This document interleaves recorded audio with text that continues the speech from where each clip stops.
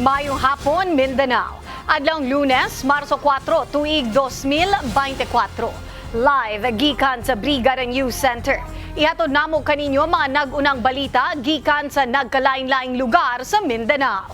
Mga balitang gitutukan sa News Team. Ako si Brigada Dil Bartolaba, ug kini ang Brigada Mindanao.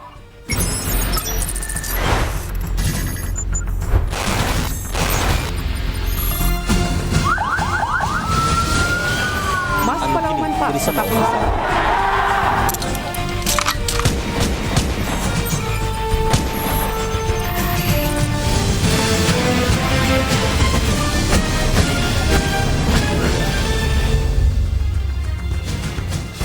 Arestado ang usa ka mekaniko ug iyang helper human nga napalitan og droga. Kini pinaagi sa anti-illegal drug buy-bust operation nga gipahigayon sa otoridad sa Digos City, Davao del Sur.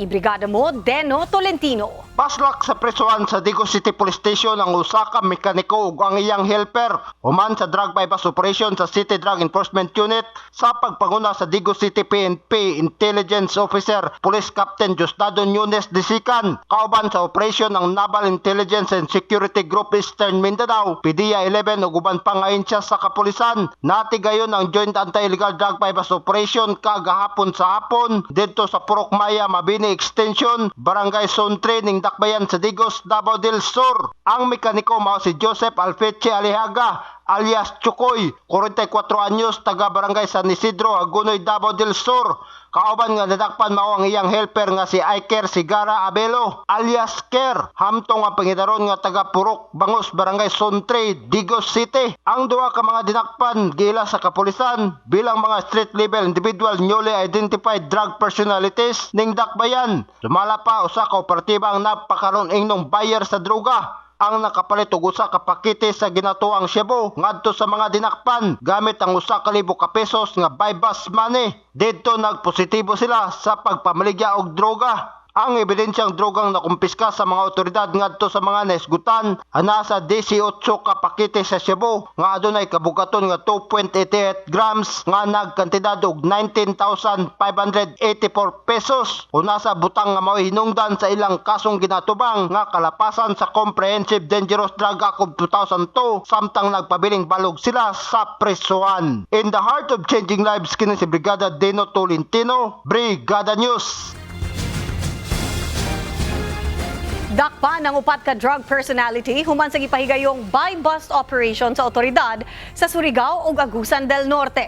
Kapin 400,000 nga kantidad sa illegal nga droga na kumpiska. Ibrigada mo, Pearl Perez. Gihikay na sa PNP Caraga ang kaso batok sa upat ka mga dinakpan nga nakuhaan og 414,120 nga balor sa illegal nga drogas atol sa buy-bust operation o pagpatuman sa search warrant ning milabay nga adlaw. Gitago lamang sa kapulisan ang pangalan sa mga dinakpan o gialiasan og alias David, 30 anyos, residente sa Barangay San Pablo, Sison, Surigao del Norte, alias Regine, 21 anyos, residente sa Barangay Kahayagan, Carmen, Agusan del Norte, alias Longlong, 26 anyos, residente sa Barangay Shati, Cabadbaran City, Agusan del Norte, og alias Christopher, 27 anyos, residente sa Barangay Poblacion, Carmen, Surigao del Sur. Nasikop si alias David ato sa gihimong operasyon sa Barangay San Juan, Surigao City, diin nasakmit sa mga operatiba ang 30 gramos nga shabu nga adunay standard drug price nga 204,000 og uban pang drug for Fernalia. Samtang si alias Regine nasikop sa Barangay Kahayagan, Carmen, Agusan del Norte, mga nasakmit gikan siyang posesyon ang 25 gramos nga shabu nga nagkantidad og 170,000 og 2 gramos nga marijuana nga gibanabanang mubalor og 150,000 og uban pang drug for Fernalia. Nasikop usab sa Barangay Shati, Cabadbaran City si alias Longlong, di nakuhaan kini og 5 ka gramos sa shabu nga mubalor og 34,000 og uban pang drug for Fernalia. Dugang pa nasikop si alias Christopher sa Barangay Poblacion, Surigao del Sur. Nakuha sa mga operatiba ang 2 ka sachet sa shabu nga motimbang og 9 gramos nga mobalor og 6,120 o sa ka motorsiklo og uban pang drug for Fernalia. In the heart of changing lives, kini si Brigada Perla Perez, Brigada News.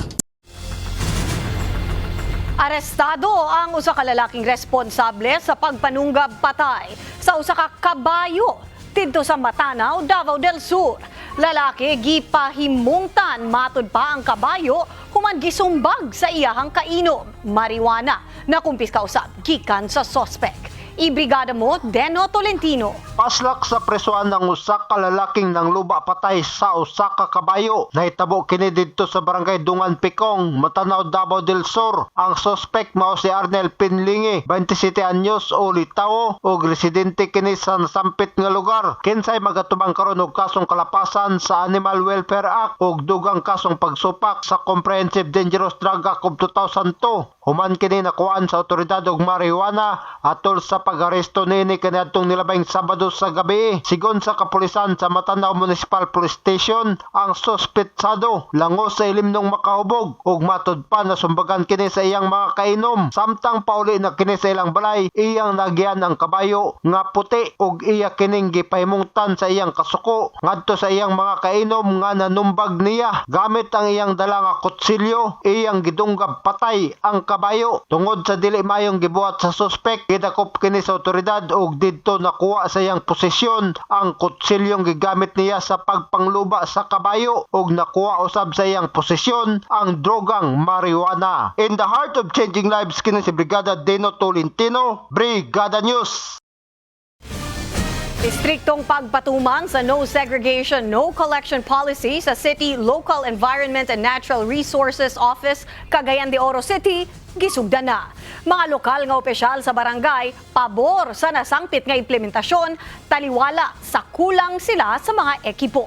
Ibrigada mo, Jackie Paclan. Gibisita sa mga kadagwang opisyal sa City Local Environment and Natural Resources Office kon Cleanro ang engineered sanitary landfill nga nahimutang sa barangay Pagalungan ning syudad aron sutaon ang kasamtangang sitwasyon sa lugar. Kini human Marso 1 epektibo na nga gipatuman sa dakbayan ang no segregation no collection policy sa matag barangay sa syudad. Matud ni Engineer Armin Cuenca, Department Manager sa Cleanro, nga istriktong ipatuman ang palisiya subay sa Republic Act 9003 o City Ordinance number 13378 2018. Gibutyag ni Engineer Cuenca nga taas na nga panahon ang gihatag sa gobyerno nga pagpasabot sa paggiya sa kabarangayan ilabi na sa waste segregation og source collection nga nag-una nga katungdanan. Nga wala nagsubay sa Republic Act 9003 kaya naman yung mga requirements.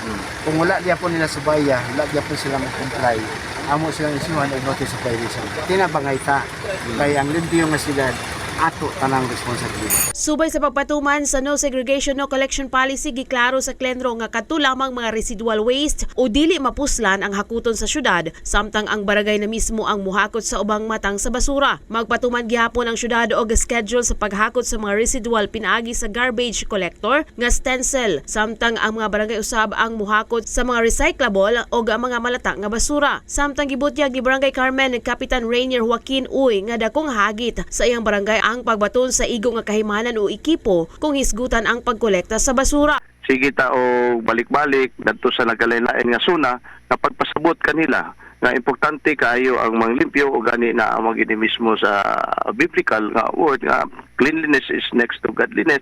So sige kog balik-balik ana, pero ang importante sa tanan natong gibuhaton gawa sa pagpanglimpyo, kanibang gahatag ta, ga-build ta o karakter sa sunod nga mga henerasyon. Labi na sa pagpanglimpyo nato sa atong dapit. Samtang nang limpyo ta ang mga bata nga gagmay nagtan-aw kanato, nga ipabati nato nga importante giday kaayo ang manglimpyo. Monitoron sa Waste Control Division sa Cleanro ang pagpatuman sa no segregation no collection policy sa mga kabarangayan. Yes, atong mga sakop sa Cleanro sa Waste Management, Waste Control Division na nakalatag na, nag-monitor na kung unsay dagan, no? Dagan na barangay na nagmit na. Gipasabot ni Engineer Cuenca nga kung dili kini ipatuman karon, dili mapugnan ang paspas nga pagkapuno sa kasamtangang engineered sanitary landfill nga nahimutang sa barangay Pagalungan ning syudad. Balita gikan sa Cagayan de Oro City, in the heart of changing lives, kini si Brigada Jackie Paclar, Brigada News. Mga opisyales sa CDRRMO ug ubang mga ahensya sa gobyerno nagdagbo alang sa pagpangandam sa El Nino phenomenon. Publiko ginapagpaamping batok sa sunog. Ibrigada mo, Eva Molina. Nabatyaga na sa Kidapawan City ang mas init nga panahon ug panalagsa na lang na sinatian ang pag-ulan dinhi sa Cotabato Province. Matod sa Pag-asa, posibleng mabatyaga na usab sa nasud ang strong ug mature El Nino nga makamugna pa og mas init nga panahon sa mga mosunod nga bulan. Isip pagpangandam sa City Disaster Risk Reduction and Management Council, nakigpulong ang mga opisyales sa mga representante sa City Agriculture, BFP Kidapawan, Kidapawan City PNP, Cotabato Electric Cooperative, Metro Kidapawan Water District ug City Social Welfare and Development Office. Kini ang mga ahensya nga adunay dakong papel sa pag-asdang sa posibleng mamugnang kadaot sa halapad nga ting-init.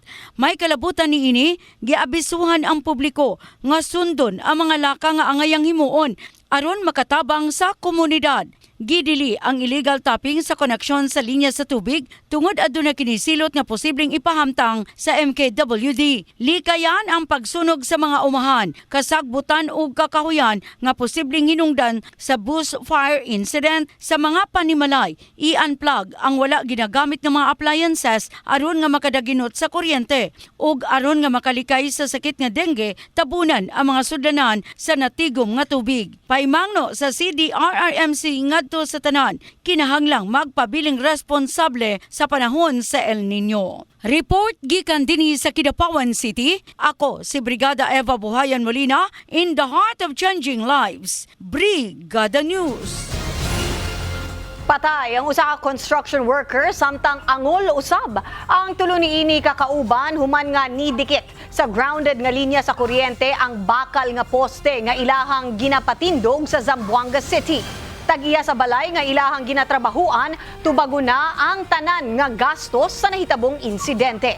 Ibrigada mo, Marco Polumuta. Isa ang patay at 3 namang mga construction workers ang sugatan matapos makuryente ang mga ito sa ginagawang concrete wall ng isang private residential house nung Sabado ng hapon sa may Francisca Cabato Road, Barangay Tetuan, dito sa lungsod ng Zamboanga. Nakilala ang nasawing biktima na si Sani Atis Gumalo.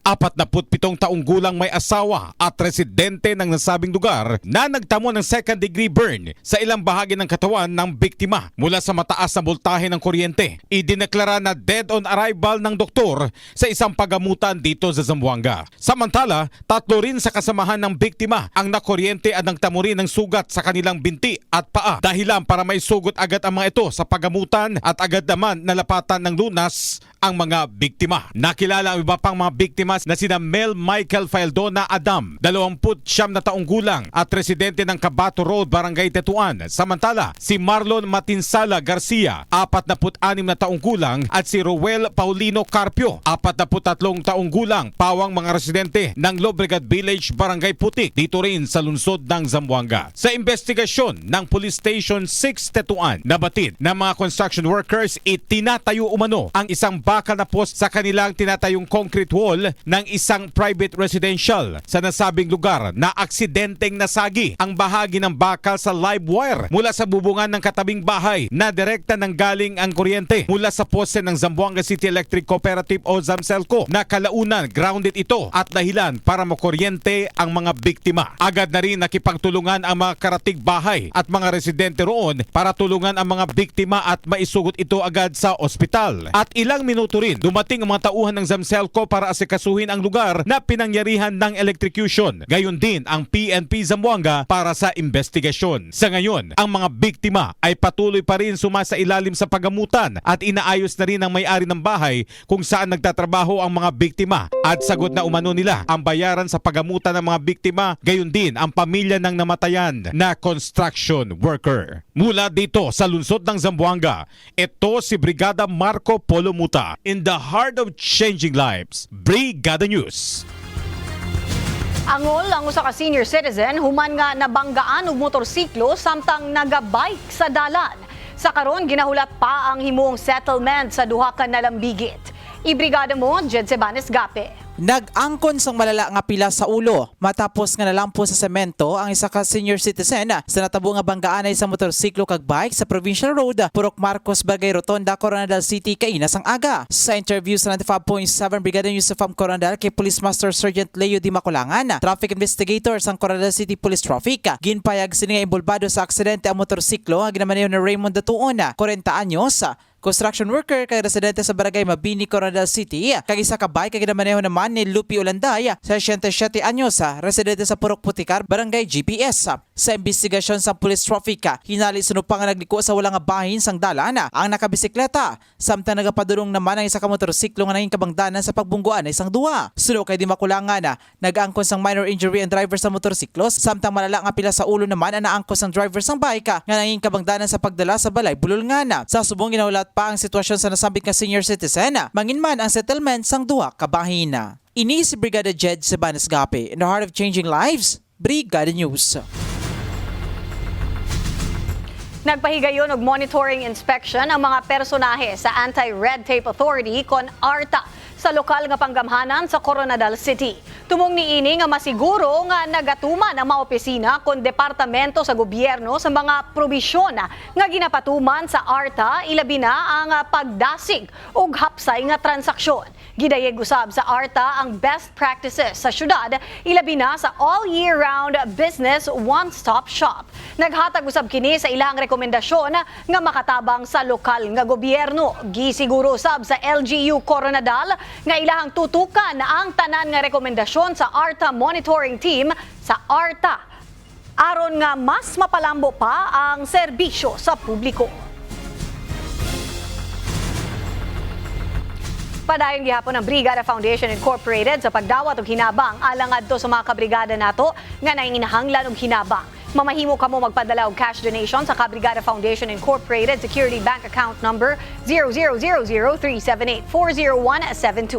Alang sa in-kind donations, ipadala kini sa Brigada Complex nga nahimutang sa NLSA Road, Barangay San Isidro, General Santos City. Sa mga gustong mahimong Brigada Volunteer, pwedeng mudangop sa estasyon ug magpalista. Mao ka na ang naglangko ng mga balita sulod sa 20 minutos nga nakalap sa atong mga kabrigada gikan sa nagkandaiyang lugar sa Mindanao.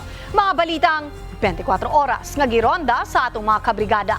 Sa makausap pa, ako si Brigada Dil Bartalaba in the heart of changing lives. Ug kini ang Brigada Mindanao.